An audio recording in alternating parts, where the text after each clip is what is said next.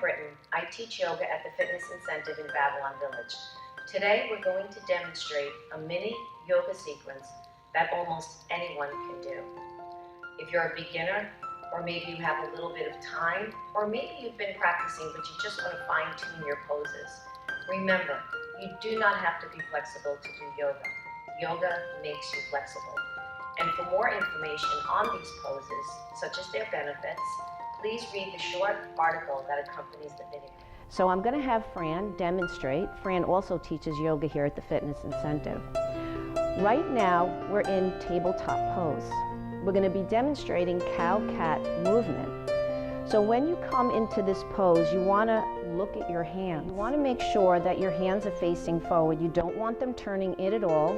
So you want to make sure your index finger's facing forward. The hands might turn out a little bit, or the middle finger is facing forward. And you want to make sure you're not putting too much weight in the base of the hands. Press gently into the tops of the fingers, knuckles, and tops of palms. Your knees are under the hips, so they're separated a little bit. Now we'll begin. Inhale, drop your belly down. This is your cow pose. Shoulders come back, head lifts a little. Exhale, round the spine into cat pose, head drops. So Fran, you're going to continue this flow. Inhale the breath, belly drops, shoulders massage back, head lifts a little. Exhale, round the spine, drop the head. And just continue, Fran, at your own pace. You want to make sure that you're going at a slow pace so you can feel the touch of the asana, whether you need to make a little adjustment or stop. And you can add a couple of little things to this movement. So as you inhale and drop the belly down, you can curl the toes under, start to stretch the feet. And as you exhale and round the spine into cat, point the toes, stretching the tops of the feet.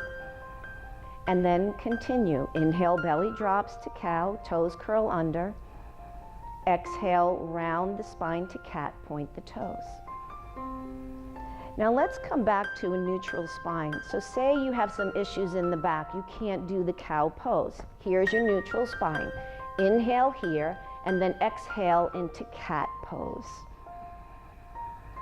And then you'll inhale back to your neutral spine. If you can't do cat pose, come back to your neutral spine. Inhale into cow, and exhale, neutral spine. So you just make little adjustments as you go. So make sure you go slow and you can feel the touch of the asana. You have a blanket here. So should you have any issues in the knees, place a little blanket under the knees. Downward facing dog is the next pose of the sequence. If you're just starting yoga, you have tight hamstrings, a tight lower back, you're going to take 2 blocks and you're going to place your hands on the blocks. And let's do that again with the hands. Let's bring awareness to the hands. Make sure they're not turning inward. If anything, the index finger is forward or the middle finger is forward. Now the next thing that you want to do, this is a really cool little thing. If you press into the base of the index fingers, it activates your forearm muscles and then engage your triceps. So you're shifting the weight into the arms and out of the wrists. So we're going to inhale, exhale, lift the knees, downward facing dog. Now we have a V shape in the body. That's what you want to see. Never look ahead, never look side to side, look towards the navel. Anywhere else is a possibility you could strain your neck. Your feet are separated. Maybe we'll separate them a little bit more, 5 or 6 inches. You can even take them as wide as the mat to get a little bit more space in the pelvis and back. Soften the knees. Don't try to pedal the heels to the floor. Remember, everything in the back of the legs is connected into our back. Fran's a teacher here, and she's been doing this a while. That's why her heels are there. Don't feel like your heels have to go to the floor. So let's go over that a little bit. Fingers spread wide, helps to distribute weight evenly in the hands. Press into the base of the index finger, triceps engage, and you should feel the arms lifting back. If she was to release the pressure in the index finger and the triceps, the arms collapse into the wrists. So this creates space in the wrists. Press into the base of the index finger, triceps engage. Now our quadriceps engage and our shins by attempting to lift the tops of the feet towards the shins, so your toes might lift a little. So go slow, cultivate awareness, and feel the touch of the pose. From your down dog pose, we're going to inhale, exhale, drop the knees to the floor, bring the knees and feet together. For child's pose, sit back onto your heels. If you need to modify this pose, place a block under your forehead and rest your arms to your sides. Having the knees together helps us to get a little deeper stretch in our quadriceps and our back. Your arms can be forward or to the sides. However, if it bothers your knees, let's come onto our forearms, Fran, and lift your hips up off the heels. Good. And you might take your child's pose here.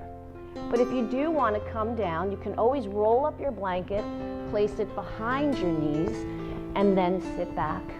And again, arms to the sides or forward, whatever feels most comfortable for you. So this would be your sequence. Inhale to cow. Exhale, cat pose.